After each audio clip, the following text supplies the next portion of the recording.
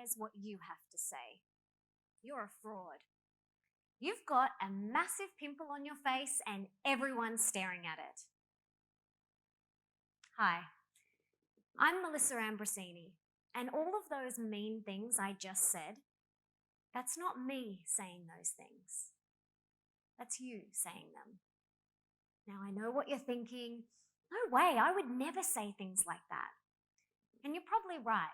You'd never tell your children that no one cares what they have to say.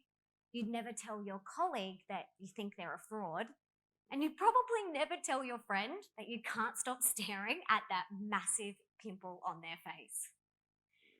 You all seem like really nice people. So I know you wouldn't say those things to others, but you would say them to yourself. Us humans say awful things to ourselves. And I'd know because that's exactly how I used to speak to myself. Now, back in 2010, my life looked fabulous. I'd just moved home from living in London, where I was working as a professional dancer and actress, and I spent a year dancing at the Moulin Rouge in Paris. I also had a picture-perfect boyfriend, I had nice clothes, I had a full social calendar, I got invites to all the premieres and the parties. So from the outside, it looked like I'd won the lottery. But on the inside, I was falling apart. I was dealing with depression, anxiety, panic attacks, and an eating disorder. Because all day long, I had this mean, negative voice inside my head that kept on telling me I wasn't enough. I wasn't good enough. I wasn't smart enough. I wasn't skinny enough. I wasn't successful enough. And I tried so hard to prove that voice wrong. And in the process, I pushed myself. I burnt myself out. I sabotaged my relationships. I trashed my body. And I slid into a deep, dark depression. Now, eventually, I hit rock bottom and ended up in hospital with a whole host of health issues, from adrenal fatigue to chronic fatigue to a fried nervous system and zero immunity.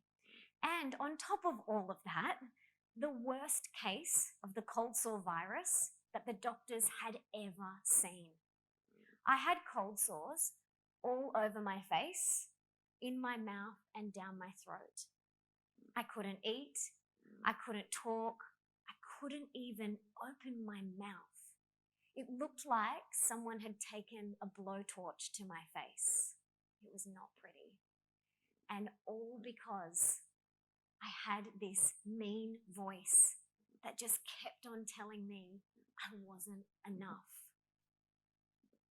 Do you sometimes say mean things to yourself?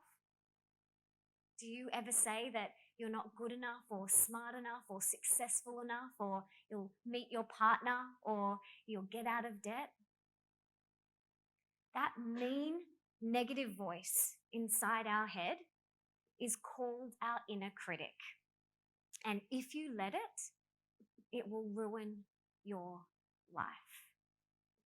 Now, science tells us that the inner critic is an essential characteristic for a range of psychological disorders, including depression, anxiety, and eating disorders. And I had the trifecta.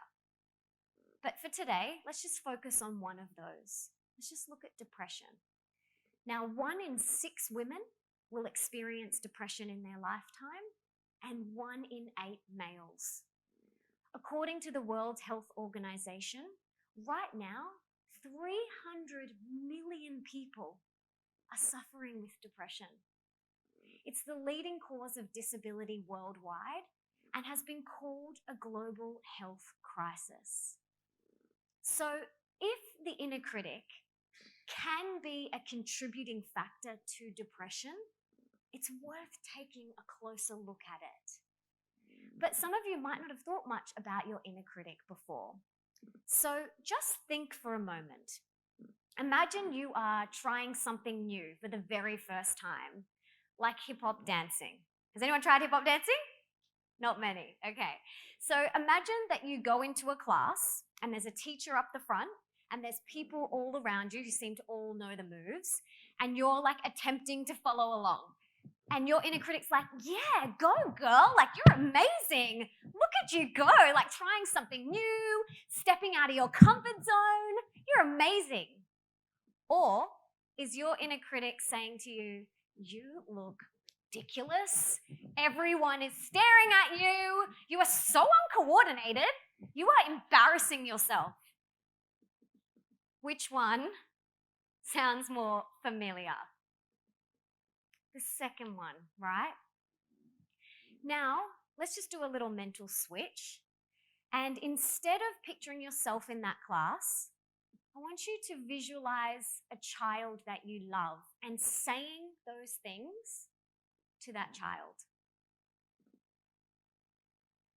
You look ridiculous. You are so uncoordinated.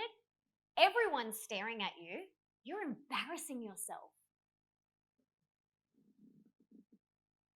Can you imagine the damage that would do to that child? Or the hurt on their little face? Do you think that they would ever want to try anything new ever again? Yet we don't even blink when we say these things to ourselves. This negative way that we speak to ourselves is doing us damage. It's keeping us small and stuck in fear. And it's time that we all said enough. Because if not now, when? I decided to say enough to my inner critic 9 years ago. Lying alone in that hospital bed, I had the biggest realization of my life.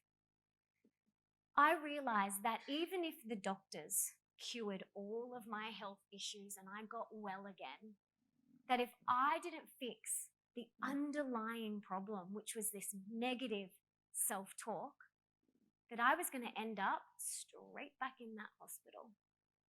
So I said enough. And I came up with this 4-step process that I call the cast process to help you and myself cast aside our inner critic so our true self can shine. And I'm going to teach you that process right now. So everyone close your eyes. And I want you to place out your left hand up with the palm facing up.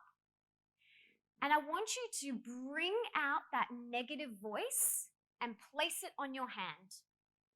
And really visualize that voice. Who are they? Is it you or someone else? Are they male or female? Young or old? What do they look like? Now, when you've got a clear image, you can open your eyes. So this is what mine looks like. It's weird, right? But it works for me. And I know someone else who pictures their inner critic as the mean librarian from their school. So you can picture it however you want. There is no rules here.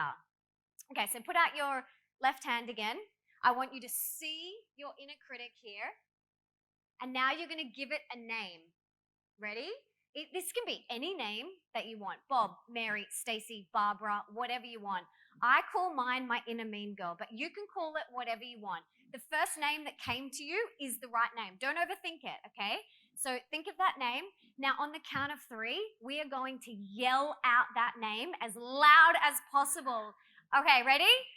3, 2, 1. Negative Nancy, that was a good one. I love it. I love it. So good. Okay, so the first step in the cast process is C, which stands for character. So what we've just done is created a character for our inner critic. Why this is so important is because it puts distance between your true self and your inner critic, because they are two separate things. They are not the same thing. And this part of the cast process is a very important step, but it is only the beginning. So the second letter, A, stands for awareness.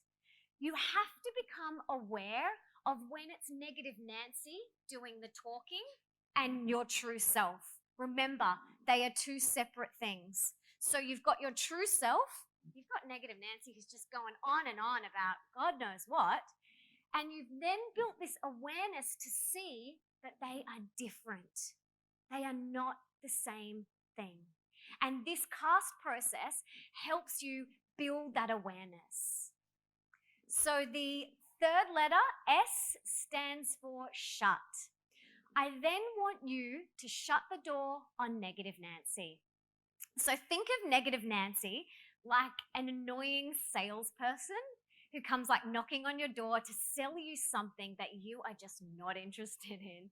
You'd say, thank you, but I'm not interested today, and then you'd close the door. That's what I want you to do when negative Nancy comes knocking on your mental door to plant these negative seeds of doubt. You'll say, thank you, but I'm not interested, and then you shut the door on her and you lock it. Okay? So you've got your true self, you've got negative Nancy, you shut the door on her. What are you left with? Your true self, the fourth letter. T stands for truth. This cast process leads you back to the truth of who you are. And when you live from that place, you live a life that you know you were meant to live. I've been teaching this process for years, and I've witnessed firsthand the power and the impact that it can have when you start doing it. I have seen people start owning their worth, start believing in themselves, and finally find the courage to follow their dreams. One of my dreams was to be standing right here. But you know what my inner mean girl, what my inner critic said to me before I came out? No one cares what you have to say, Melissa. Who do you think you are? You're going to fall over in those massive high heels and make a fool of yourself. I've been doing this cast process for a long time. And sometimes I still hear her little whispers. But that's okay. It's part of being human. It doesn't mean that you are broken. It just means that you forgot who you truly are. Do you know who you truly are? You are a miracle. You are magnificent. The true you knows no limits. So the question now is, if your inner critic is no longer holding you back, what will you do? Ladies and gentlemen, I'm Melissa Ambrosini. Thank you so much.